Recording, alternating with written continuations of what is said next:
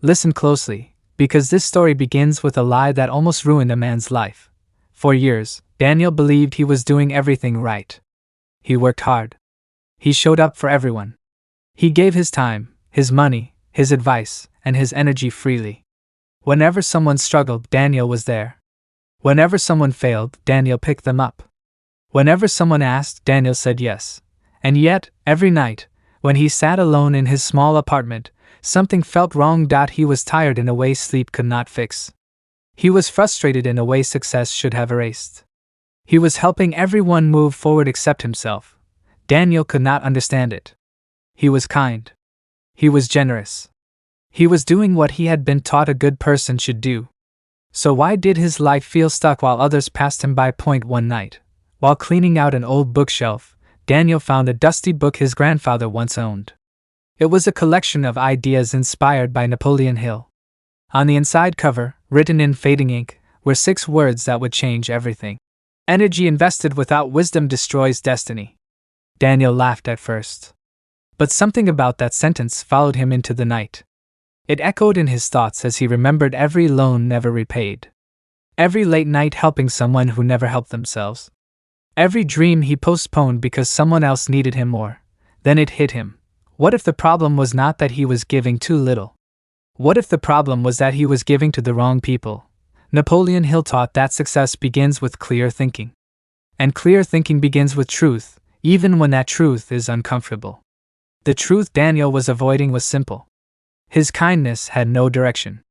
His generosity had no boundaries. And because of that, it was being exploited. Society had taught him a dangerous lesson. It told him that kindness means never saying no. That generosity means self-sacrifice without limits. That turning someone away makes you selfish or cold. But Hill warned against this very idea. He believed that uncontrolled sympathy is one of the greatest causes of personal failure. Not because compassion is wrong, but because misplaced compassion empowers weakness instead of strength. Daniel began to see a pattern. The people who took the most from him never changed. They never grew. They never improved. They returned again and again with new problems that looked suspiciously like the old ones. Meanwhile, Daniel's own goals sat untouched. His plans stayed on paper. His ambitions waited patiently while he rescued others from situations they kept creating. That night, Daniel realized something powerful. Your life energy is your most valuable asset. It is limited. And whatever you give it to will grow. Napoleon Hill called this the law of controlled attention. Whatever you focus on, whatever you invest your emotion and effort into, becomes stronger. When Daniel focused on people who refused responsibility, he strengthened their dependence and weakened his own future. This was not kindness. This was self-sabotage disguised as virtue. Here is the truth few people will ever tell you. The world does not reward blind generosity. It rewards intelligent generosity. It rewards those who invest their time, energy, and resources where growth is possible. Daniel remembered something else his grandfather once said. Never help a man in a way that robs him of the chance to help himself. That sentence unlocked everything. Some people do not want to be saved. They want to be supported in staying the same. They want comfort, not change. Sympathy, not solutions. And when you give it to them, you become part of the problem. This is where most people fail. They believe saying no makes them bad. They believe boundaries make them selfish. They believe protecting their energy is cruel. Napoleon Hill believed the opposite. He taught that self-respect is the foundation of all achievement. Without it, a person becomes a tool for other people's excuses. Daniel finally understood why he felt resentful. Resentment is not caused by giving. It is caused by giving where there is no return in growth, gratitude, or effort. That resentment was his mind warning him. You are investing in dead soil. And then came the most difficult realization of all. Some of the people draining him were close friends, family, co-workers, people he loved. Hill warned that emotional ties often blind us to reality. He said that loyalty without wisdom becomes a chain instead of a bond. Daniel did not become cold. He became clear. He did not stop caring. He stopped enabling. That night, he wrote something on a blank page. From today forward, I will only help those who help themselves. This was not cruelty. This was alignment. This was the moment Daniel reclaimed his power. And this is where your story begins too. Because if you are listening to this, something inside you already knows. You have felt the drain. You have felt the imbalance. You have wondered why your effort never seems to come back multiplied. Napoleon Hill taught that every failure carries the seed of an equivalent success. The failure of misplaced generosity carries the seed of disciplined kindness. Over the next 6 parts, you will learn the 7 types of people you must never help. Not because you are heartless, but because you are building something that matters. In the next part, we will expose the first and most dangerous type. The one that hides behind pain. The one that survives on sympathy. The one Hill would have called the enemy of personal responsibility. The eternal victim. Once you learn to recognize them, your life will never be the same. If this message spoke to you, make sure you subscribe, share this with someone who needs to hear it, and comment below which part of this story hit you the hardest. Your future depends on what you choose to invest your energy in. Part 2. When help becomes the chain that holds them. And ask yourself a hard question before this story continues. Have you ever helped someone so much that they never learn how to help themselves? If that question makes you uncomfortable, that is good. Discomfort is the doorway to awareness. Napoleon Hill believed that growth always begins the moment the mind is shaken awake. Daniel stood at that doorway now. After his first realization, he began to watch more closely. Not just what people said, but what happened after he helped them. He noticed something disturbing. The more he rescued certain people, the weaker they seemed to become. Their problems did not shrink. They multiplied. One evening, a familiar call came. A voice full of urgency. Another crisis. Another emotional collapse. Daniel felt the old instinct rise inside him. Fix it. Save them. Step in. But this time, he paused. Instead of offering solutions, he said something different. I believe you are strong enough to handle this yourself. There was silence. Then confusion. Then anger. The tone changed instantly. The desperation turned sharp. Accusations followed. How could you abandon me? How could you be so cold? I thought you cared. In that moment, Daniel saw the truth with painful clarity. The help was never about healing. It was about control.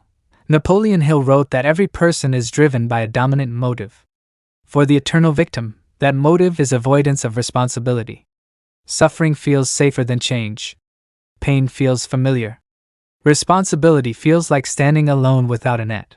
The eternal victim builds an identity around being wounded. It gives them attention. It gives them excuses. It gives them protection from failure because if you never try, you never truly fail. Daniel understood now why solutions never worked. Solutions threatened their identity. If the problem was solved, who would they be? If the crisis ended, what excuse would remain? This is why they resist every practical step forward. This is why advice slides off them like rain on glass. Change demands ownership, and ownership demands courage. And courage is exactly what the eternal victim avoids. Napoleon Hill believed that no person can rise until they accept full responsibility for where they are. Not blame. Responsibility. There is a difference. Blame looks outward. Responsibility looks inward. The eternal victim refuses both growth and freedom because both require ownership. So they find helpers instead. They find people willing to carry the weight they refuse to lift. Daniel realized something painful but necessary. By always helping, he had become part of the trap. His sympathy postponed their reckoning. His support delayed their awakening. His kindness was not saving them. It was sheltering their weakness. So he stepped back, not with cruelty, with clarity. And something interesting happened. The people who truly wanted to change found another way forward. They adapted. They grew. They surprised him. The eternal victims reacted very differently. They vanished or they attacked. That reaction revealed everything. Napoleon Hill taught that when you remove unearned support, true character is exposed. Gratitude turns into growth. Entitlement turns into resentment. That is how you know who deserves your energy. Then Daniel encountered the second type, the taker. This person did not cry like the victim. They smiled. They joked. They were friendly. But the pattern was always the same. They asked. They took. They disappeared. They borrowed but never returned. They promised but never delivered. They nodded at advice but never acted on it. When Daniel needed something, they were suddenly unavailable. Napoleon Hill warned about this mindset. He described people who believe the world owes them success without contribution. They want results without effort, rewards without risk. The taker does not see relationships as connections. They see them as resources. They do not ask for help as a request. They assume it as a right. That is why they never feel grateful. Gratitude only exists when you recognize a gift was optional. To the taker, your generosity was mandatory. Daniel tested this realization carefully. He offered small help instead of large sacrifices. He watched. Some people thanked him and followed through. They checked back in. They offered something in return. Even if it was just effort or appreciation. Others took the help and returned only when they needed more. The difference was obvious. Napoleon Hill believed that the law of reciprocity governs all success. What you give must eventually return multiplied. When nothing ever returns, you are investing in emptiness. The taker will call you selfish when you stop giving. Let them. Their judgment is meaningless. It costs you nothing and gives you nothing. Daniel learned to protect his generosity the way a wise investor protects capital. Not everyone deserves access. Not every opportunity is worth the risk. Then came the third type, the most seductive of all. The admirer who refuses the price. They praise your success. They say they want your life. They ask for guidance. But when you explain the work, the discipline, the sacrifices, their interest fades. They want the destination without the journey. Napoleon Hill called this wishful thinking. Desire without discipline is fantasy. And fantasy produces nothing. This person listens but does not act. Dreams but does not do. They hope success can be transferred instead of earned. Helping them feels productive but leads nowhere. Daniel saw it clearly now. Helping someone who refuses effort is like pouring water into a broken cup. It leaks out as fast as you pour it in. He stopped explaining himself. He stopped convincing. He stopped dragging dreamers who would not walk, and something remarkable happened. His energy returned. His focus sharpened. His own goals began to move. This was not selfishness. This was alignment. Napoleon Hill believed that success requires selective association. You must choose carefully who you lift, because who you lift either lifts you back or pulls you down. Part 2 ends with this truth. Not everyone who wants help wants change. Not everyone who admires success respects the work behind it. And not everyone who calls you selfish deserves another ounce of your energy. In the next part, we will expose more types that quietly drain ambition and sabotage destiny. The ones that look harmless but destroy momentum over time. If this message opened your eyes, subscribe so you do not miss the next part. Share this with someone who keeps giving too much, and comment below if you recognized any of these patterns in your own life. Your future depends on who you stop carrying. Part 3. When gratitude dies, help becomes a WAPO, and there is a moment when every helper becomes the villain. It happens quietly. One day you are the reason someone survives a hard season. The next day you are rewritten as the cause of their disappointment. The story changes. The facts bend. And suddenly the ungrateful person stands as the victim once again. Daniel learned this lesson the hard way. He had helped someone for years. Advice. Support. Time. Money. Encouragement. He believed that effort mattered. He believed that consistency would be remembered. He was wrong. The day he failed to meet their expectations perfectly was the day everything changed. One mistake erased 1,000 kindnesses. One limitation became proof that he had never truly cared. Napoleon Hill warned about this type of person. He described them as individuals who expect perfection from others while excusing every flaw in themselves. Their standard is impossible because it is designed to keep them disappointed. You cannot satisfy someone whose measure is perfection. Every human helper will fall short eventually. Every mentor has blind spots. Every guide gives advice that is incomplete. That is not failure. That is humanity. The grateful person understands this. They see effort. They honor intention. They appreciate progress even when outcomes are imperfect. The ungrateful person does the opposite. They collect shortcomings the way others collect memories. They store disappointments like weapons. They revisit old favors only to explain why they were not enough. Daniel noticed something chilling. When this person spoke about past helpers, the language was always the same. Former friends were described as selfish. Old mentors were called controlling. Previous supporters were accused of betrayal. There was always a villain. And slowly Daniel realized something that changed his behavior forever. The way someone talks about those who helped them before is exactly how they will talk about you later. You are not different. You are not special. You are not immune to their pattern. Napoleon Hill believed that patterns reveal character far more than promises. And the ungrateful person has a lifelong pattern of burned bridges. Friends become enemies. Allies become obstacles. Helpers become villains. Behind them is a trail of emotional wreckage. People who once believed. People who once gave. People who eventually walked away. This is not bad luck. This is cause and effect. A heart that cannot appreciate will always be alone. Daniel stayed longer than he should have. He kept trying to explain. He kept trying to fix the misunderstanding. He kept believing that clarity would restore fairness. It never did. Because the ungrateful person does not want clarity. They want justification. They need someone to blame so they do not have to face themselves. Napoleon Hill taught that self-honesty is the rarest discipline of all. The ungrateful person avoids it at all costs. Instead of reflection, they rewrite history. Instead of responsibility, they choose resentment. Eventually Daniel walked away. Not in anger. In peace. He understood that you cannot create gratitude in another person. You can only decide whether you will remain in the path of their destruction. Then came the fifth type. The one that appears only when they need something. At first, Daniel did not notice the pattern. The messages were friendly, warm, familiar. They asked about his life. They laughed. They remembered old times. But the timing was always suspicious. Months of silence followed by sudden interest. Napoleon Hill believed timing reveals motive. And over time, the truth became obvious. Every conversation bent toward a request. This was the opportunist, the fair-weather friend, the person who treats relationships like vending machines. They were never there during Daniel's struggles. They never checked in without reason. His achievements went unnoticed. His problems were ignored. But when they needed help, he was suddenly important. Helping this person taught them something dangerous. It taught them that neglect had no cost. It taught them that silence was acceptable. It taught them that Daniel would always be there when they finally remembered his name. That realization stung.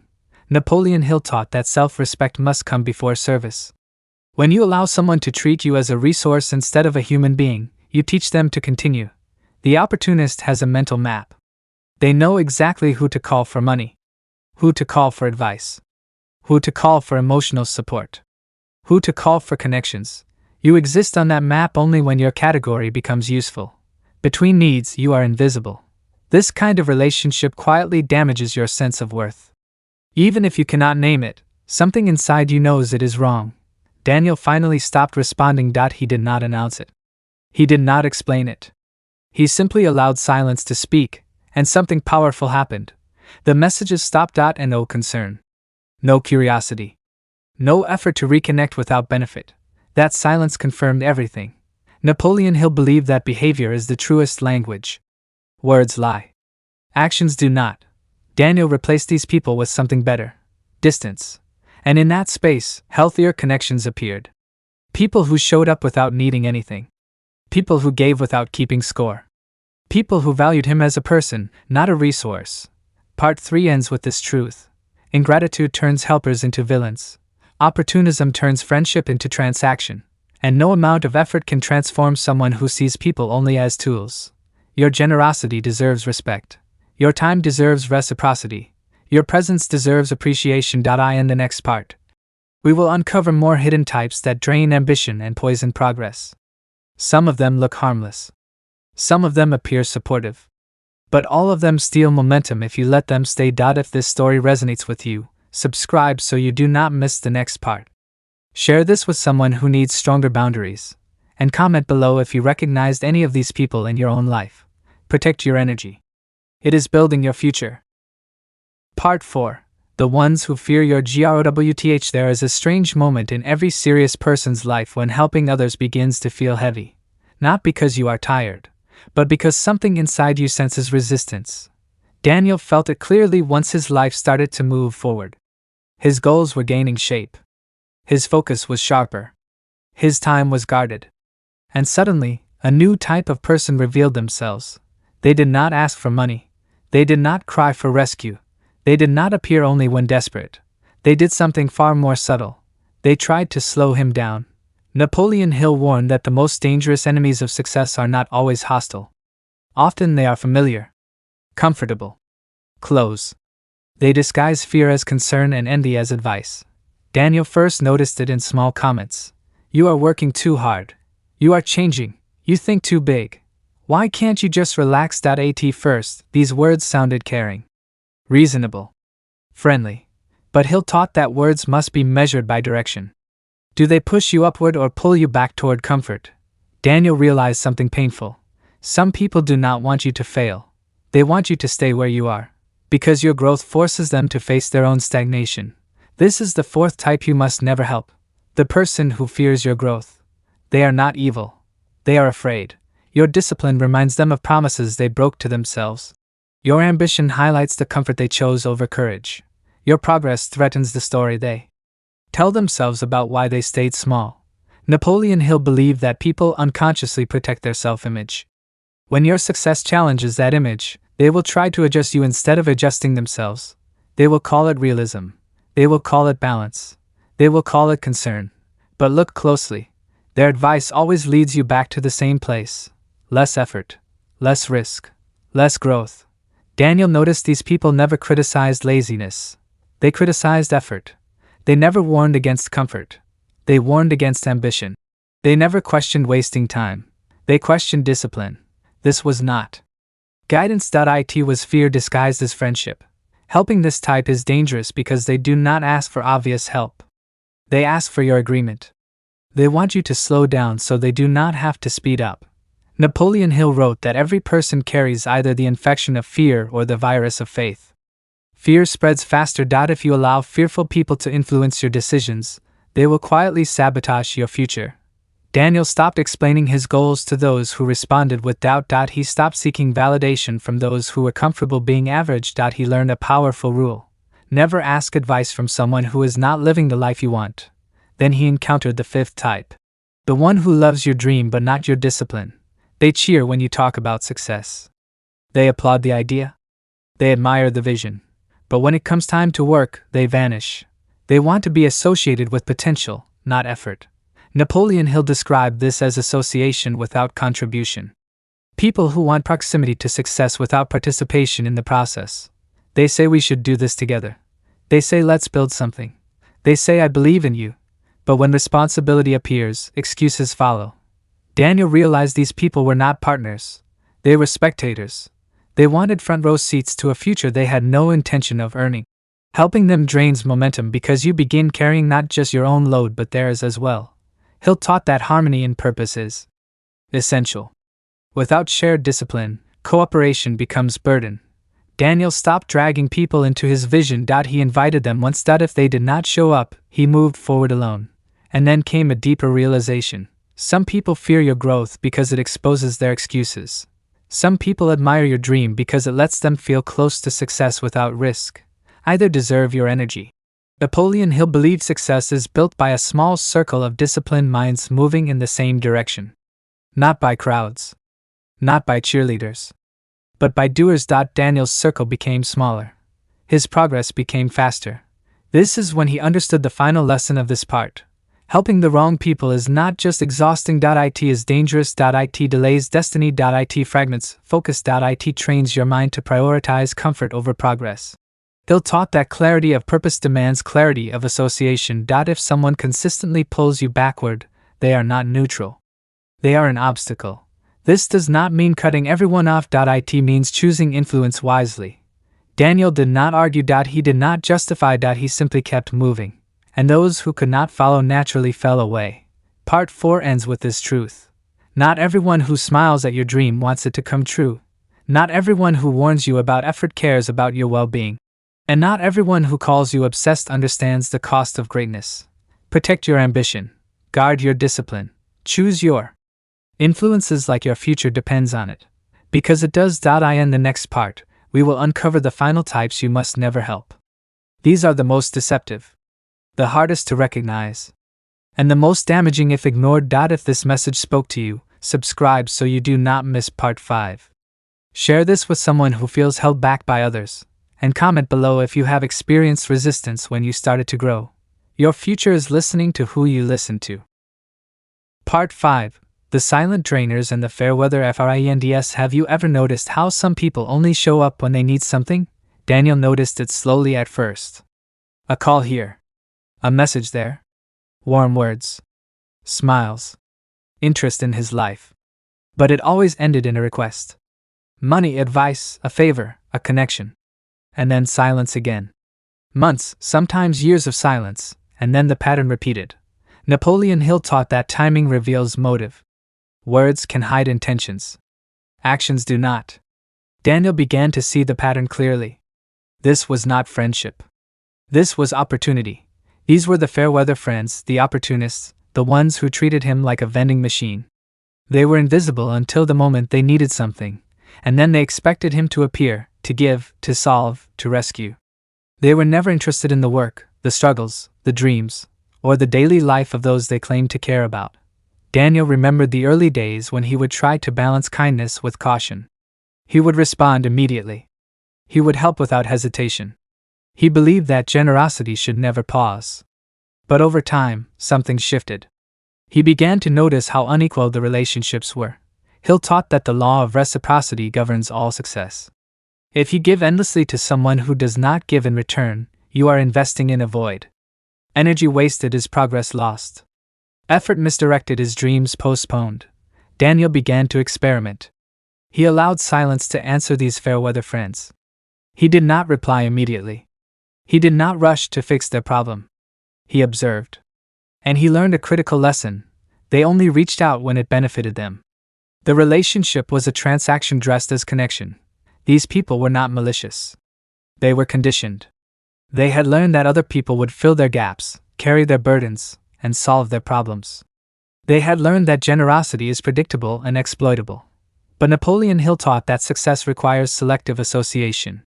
The most successful people do not surround themselves with opportunists. They surround themselves with doers, with givers, with those who understand that relationships require balance. Daniel understood that he could not change these fair-weather friends. He could only remove himself from their cycle. And in doing so, he freed his energy, his focus, and his potential. Then he noticed a subtler type. The hidden drainer. The person who seemed supportive, even caring, but whose energy always left him depleted. They smiled at his achievements but criticized quietly when he was not looking. They complimented in public and doubted in private. Hill warned of these silent drainers. They are not obvious enemies. They do not demand constantly. They subtly undermine, consistently distract, and quietly sap confidence. The effect is cumulative. One interaction leaves you slightly off balance. 10 interactions leave you questioning your judgment. 100 interactions leave your ambition dimmed. Daniel recognized them by their patterns. They never celebrated without expectation. They rarely offered unsolicited help. They were present only when it reflected on them. And they subtly reminded him that his progress might make them uncomfortable. Hill emphasized that clarity of purpose demands clarity of association. Every person in your circle influences your thinking. Every relationship shapes your energy. To succeed, you must identify who fuels your growth and who depletes it. Daniel began to act deliberately. He limited interaction with opportunists. He distanced from silent drainers. He cultivated relationships with those who offered genuine support, even when it required sacrifice on their part. This approach was uncomfortable at first. People noticed the distance. Some complained. Some accused him of selfishness. Some tried to pull him back into old habits. Hill taught that the opinion of those who do not share your vision has no power. Criticism is only a tool when it is constructive and aligned with your goals. Daniel learned to say no without guilt. To set boundaries without apology. To protect his time, energy, and focus as if they were the most valuable currency in the world. Because they were. Hill believed that every minute spent on the wrong person is a minute lost for your own growth. Every favor extended to the undeserving is a resource diverted from progress. Every relationship maintained out of obligation is a chain that slows your ascent. The fifth type of person is dangerous precisely because they appear harmless. They smile. They joke. They act normal. But their pattern is destructive. The fair-weather friend and the silent drainer will always extract more than they give. And in their presence, even your achievements feel diminished. Daniel's breakthrough came when he stopped trying to balance generosity with exploitation. He stopped pretending that patience and empathy could change patterns that were decades in the making. Hill called this the law of control. You cannot control others. You can only control your own actions and associations. So Daniel made a rule. If someone only comes around when they need something, their relationship with him is over. If someone subtly drains energy while pretending to support, their presence is limited. If a person cannot celebrate, contribute, or respect boundaries, they are removed from influence.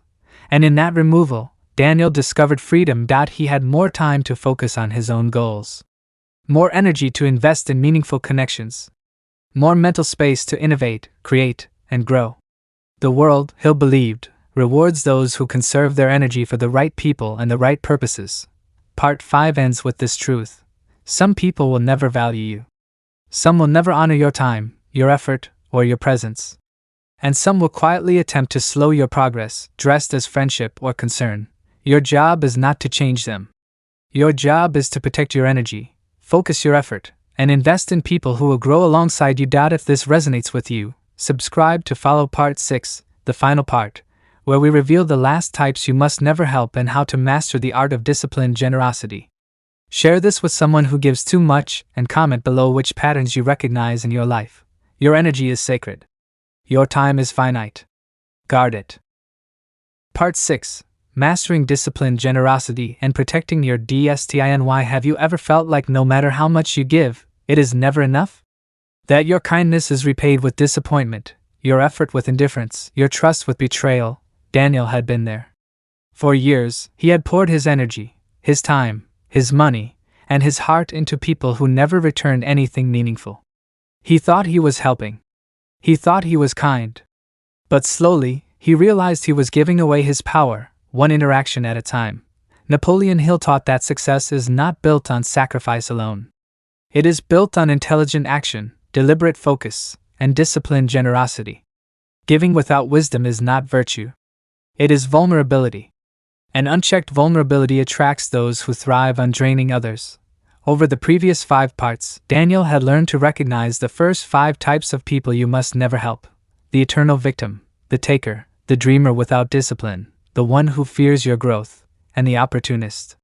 Each one had tested his patience, his generosity, and his resolve. Now, in the final lesson, Daniel would discover the last 2 types. These are the most subtle, the hardest to detect, and the ones that can destroy your energy faster than any crisis. The 6th type is the critic who disguises envy as advice. They appear helpful. They offer feedback. They point out mistakes. They act like mentors, teachers, or guides. But their criticism is never about growth. It is about control. It is about slowing you down so they feel superior, so they can remain comfortable while you take the risks they fear. Napoleon Hill called this type the invisible saboteur. Their words are polished. Their tone is reasonable. Their advice seems logical. But every suggestion diverts energy away from your vision, diminishes confidence, and keeps you within their comfort zone. Daniel recognized them by their pattern. They would compliment a goal, then highlight every flaw in the plan. They would applaud ambition, then warn against effort. They would encourage action, then subtly question capability. The effect is gradual. At first, you think they are just cautious. Later, you realize that every interaction leaves you doubting yourself. Your progress slows. Your focus wavers. Your energy leaks without notice. The 7th and final type is the emotional leech. Unlike the opportunist, they do not always ask for favors. Unlike the eternal victim, they do not always seek sympathy. But they consume your mental and emotional energy by creating drama, spreading negativity, and feeding on your attention. Napoleon Hill emphasized that your mind is your most powerful asset. Every thought you allow, every emotion you entertain, shapes your reality. Emotional leeches thrive on distraction. They keep you reactive instead of proactive, focused on their chaos instead of your purpose. Daniel learned to spot them quickly. They create problems that could be solved by themselves. They exaggerate minor setbacks. They invite endless discussion without solution. They respond to your energy as if it is theirs to use. The lesson for Daniel was clear. He could not fix them. He could not change them. He could only protect his mind, his focus, and his life. Napoleon Hill believed that the most successful people are selective with their influence. Your energy, your attention, your resources are precious. Who you allow into your life determines your trajectory. Daniel developed a new approach. He stopped giving unearned help. He withdrew from relationships that demanded too much without returning growth. He invested only in those who were willing to act, contribute, and grow alongside him. He began to see the law of returns in action. Every hour spent on deserving people multiplied. Every effort poured into vision rather than obligation accelerated his progress. Every interaction with those who respected boundaries built confidence and momentum. In the end, Daniel realized that disciplined generosity is not just about saying no. It is about saying yes to the right people at the right time. It is about investing in growth, in character, in potential. It is about creating a circle where energy flows both ways, where effort is respected, and where mutual success is the standard. Napoleon Hill wrote that the measure of a person's generosity is not how much they give. It is how wisely they give. And Daniel understood that he could not be everything to everyone. He could only be his best self to those who valued it. The 7 types he now recognized were everywhere. Family, friends, colleagues, acquaintances. Some appeared harmless. Some even seemed kind. But each type shared one common trait: they drained the life, focus, and momentum of those who enabled them. Daniel made a promise to himself. He would never allow himself to be a tool for their comfort or a crutch for their weakness. He would honor his own path, protect his own energy, and invest in relationships that built mutual strength. This is the ultimate lesson of disciplined generosity. Protect your time, your focus, and your energy as if they were gold. Give where growth is possible. Invest where effort is recognized. Remove yourself from patterns of depletion. When you do this, everything changes. Opportunities multiply. Success accelerates. Confidence grows. Relationships flourish. Your life becomes a reflection of intention, not obligation. As Daniel learned, the world does not reward indiscriminate kindness. It rewards those who know how to invest in the right people, in the right way, at the right time. Today, you can follow Daniel's example. Identify the 7 types of people you must never help. Recognize the patterns. Protect your energy. Focus on your vision. Invest in growth. And let the rest walk away. Napoleon Hill believed that clarity, focus, and selective association are the keys to personal and financial freedom. He taught that success is not about giving more. It is about giving wisely. And that is the secret Daniel finally embraced. Your energy is precious. Your time is finite. Your future depends on the people you allow to influence your life. Choose wisely. Guard it fiercely. Give intelligently. If this message spoke to you, subscribe so you can complete the journey with all 6 parts. Share this with someone who gives too much. Comment below which of the 7 types you recognized in your own life. Your life is too valuable to pour it into those who will never honor it. Protect your energy. Invest in growth. Build a destiny that is truly yours.